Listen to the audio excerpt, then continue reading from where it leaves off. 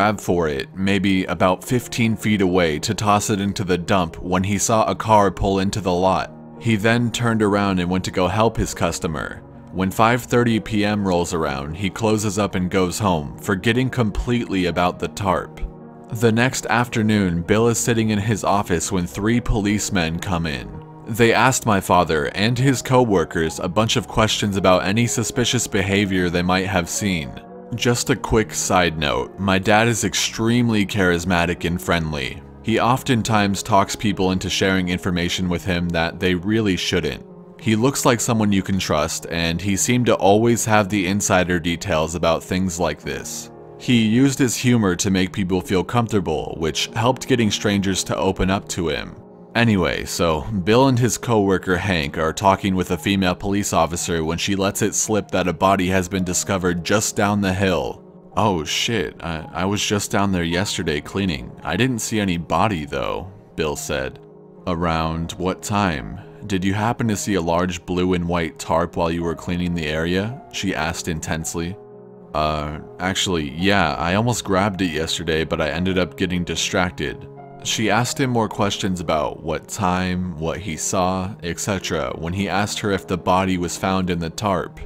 "Yes, it was. A woman jogging found it this morning around 10:30 a.m. My dad was floored. He was just there yesterday. After a few more questions, the police all head to the crime scene to finish the initial investigation. No one was allowed on the scene, and the police were asking that passerby not take any pictures. Luckily for you guys, my dad took one from his office window. This is what it looked like. You can see near the top of the picture the running trail. Just in front of that is part of the creek that has dried up.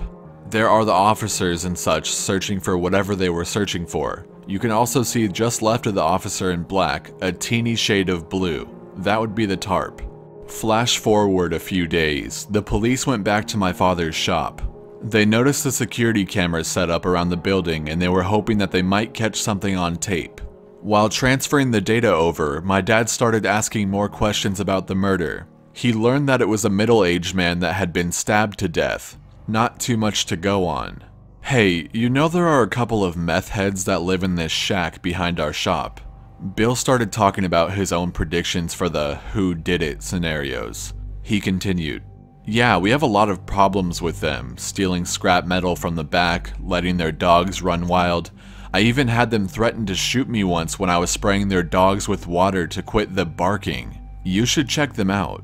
The officer nodded, gathered the rest of his things, and left. "Hey Hank, let's go down there, see if we can find anything cool," my father said to his coworker.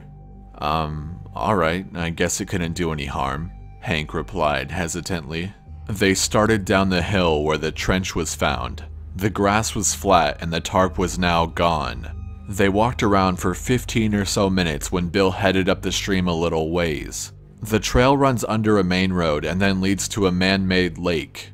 Just under the bridge, the water starts to get heavier and the trees are a bit thicker. He noticed a red Lowe's cart. "I'm taking that for the shop," he thought, as he ran over to pull it out of the stream. Calling Hank over for help, the two of them pull it out and start wheeling it back up the hill. Suddenly, my dad stops. He sees something on the cart. "What is that rusty looking stuff?" "Hank, stop, look at that fucking cart, is that blood?" They looked closer and sure enough, blood. It was all over the cart, on the handle, on the wheels, and on the side. But it wasn't only blood they started to notice. This is my father in the first picture. I added an emoji that best fit his facial expression at the time. He was pretending to be Horatio from CSI in that picture. There was hair. Human hair. Utterly stunned, my dad calls the police he had been talking to the previous days and explained what they found. For whatever reason, the PD were very skeptical that this was evidence.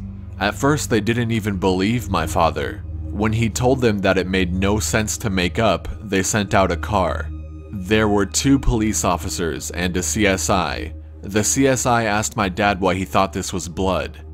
"It looks like blood, sir." "I'm not sure. How do you know that it's human hair?" the CSI asked. Because it looks like human hair?" My dad snapped sarcastically. Why did he seem so hesitant? They used a chemical test, and sure enough, it tested positive for human blood. They took the car as evidence and thanked my dad. Again, my dad tried to give his opinion on who the mystery killer might be. He suggested, again, that they go talk with the crazy neighbors behind his auto shop. Still no information was taken down, and they left with what they had. 2 more days pass. My dad is leaving the shop to get some things from Costco. There is a small dirt alley that leads to the main road just behind his work. In the past, it had been blocked by one of the meth addicts' car. They were complaining to my dad and his boss about the business driving cars back and forth through the alley disrupting them. He notices it's open and decides to take the shortcut to his destination. But something was off. He saw the usual blocked cars sitting in front of the shack. The door was wide open and there was someone sitting on their knees with their upper body inside the car. He got in his car and crept up, just a little, so he could see what was happening. He right away recognized the skinny red-headed woman as the female that lived in the shack. It was the shack guy's wife or girlfriend. He didn't know exactly. She was on her hands and knees surrounded with hard chemicals, bleach, Comet, OxyClean, and much more. My dad had said that he knew right then that they were guilty. For one, why would someone be scrubbing their car with straight chemicals? No water, no rinsing. It was the middle of the day on a hot June afternoon. Second, they happened to be only 2 blocks away from a local car wash. He said it felt off, and he knew to trust his instincts. She just kept scrubbing and scrubbing the passenger side floor. He pulled out his phone and started recording her. Now, he's known this woman and her SO for a few years now.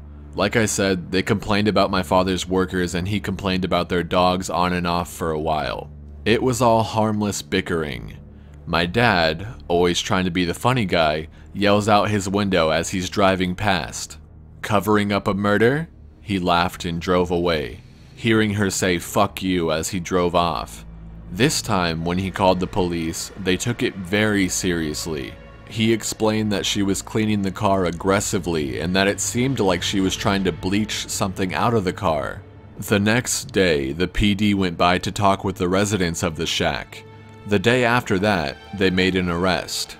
After searching the shack, they found a large blood stain soaked into the plywood floor. Once the blood was seen, the wife or girlfriend crumbled and told the police everything. It was her husband or boyfriend, and the victim. The victim's name was Rich. He had gone over to their little house to shoot up and get high. Someone ended up accusing Rich of putting some of the dope aside for himself and things got heated. Eventually, the husband started to physically fight with Rich when he stabbed him. He bled out on the floor and died. They didn't know what to do, so they stole the Lowe's cart to move him around, loaded him into the car, wrapped him in the tarp, and pushed his body down the hill. They ditched the cart, thinking the river would wash it down far enough that it wouldn't be found. My dad and Hank sat in their car while they watched the police arrest Don, the suspected murderer. I'll put a link in the description that reported on the events. My dad says that he's going to start a PI business. Yeah, right, because he solved a murder all on his own.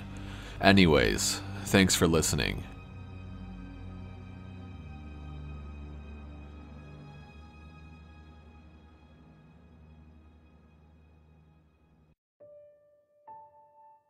This story happened to me recently on a Friday night.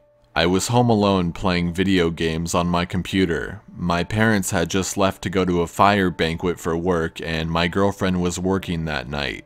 Just after my parents left, less than a few minutes later, I thought I heard my doorbell ring. I had my headphones on, so I wasn't sure if I had heard correctly or not, but I figured maybe my parents forgot something and they came back. So I got up, went to my front door, and looked through the peephole, but it was too dark to see anyone, so I went ahead and opened the door, still thinking it's probably just my parents.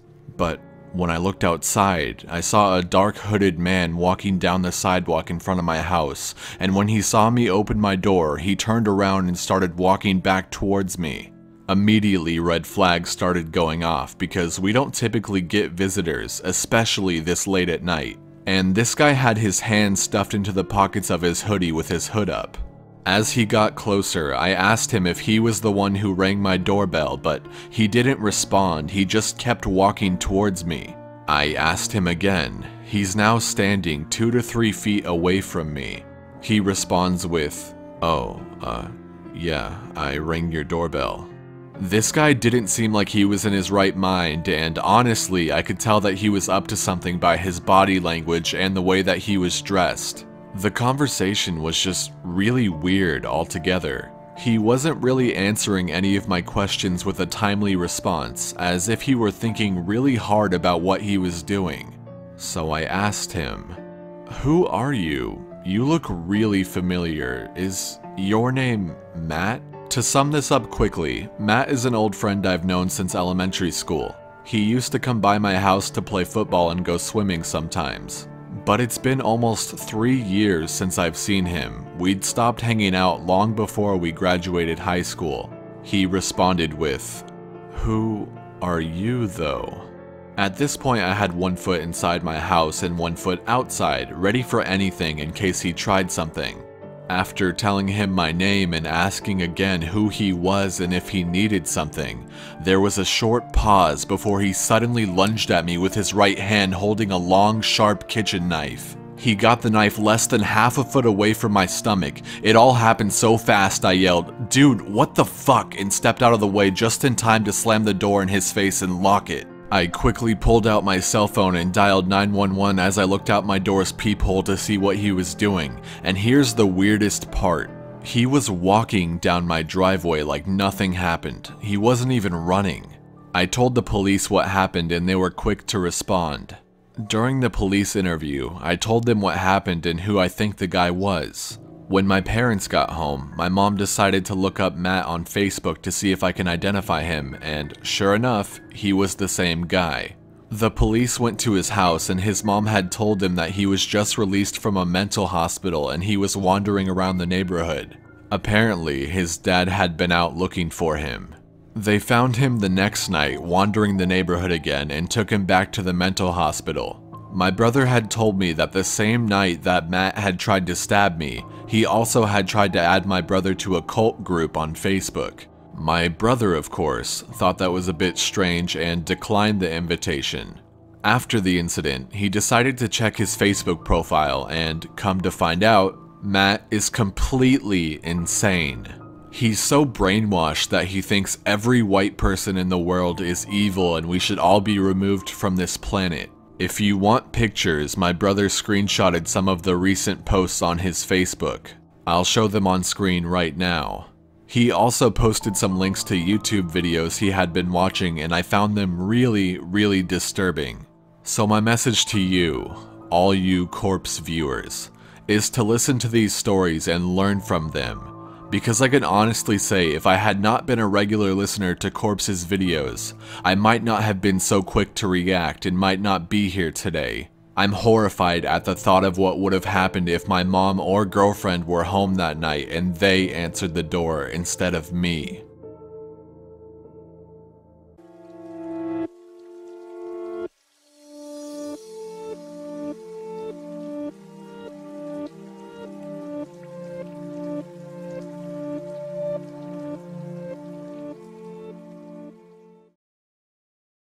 I can feel them moving inside me. I can't stop it. I don't want to go. Bye.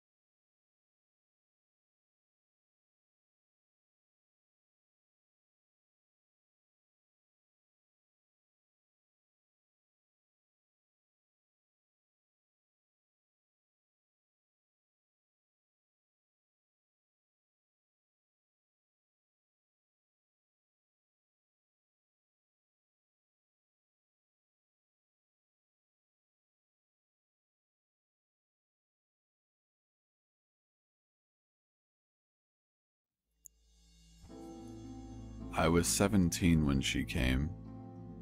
I'd been living with my abusive mother for 17 long, painful years. It was around midnight, and my mother was already asleep. So when the 3 soft knocks at the front door came, it was me who answered. An odd-looking little girl stood there with cheeks pale and colorless, blonde hair and braided pigtails, pink dress torn a little at the hem, feet bare and turning slightly blue from the cold of the winter, and black eyes. Fathomless, deep, black eyes.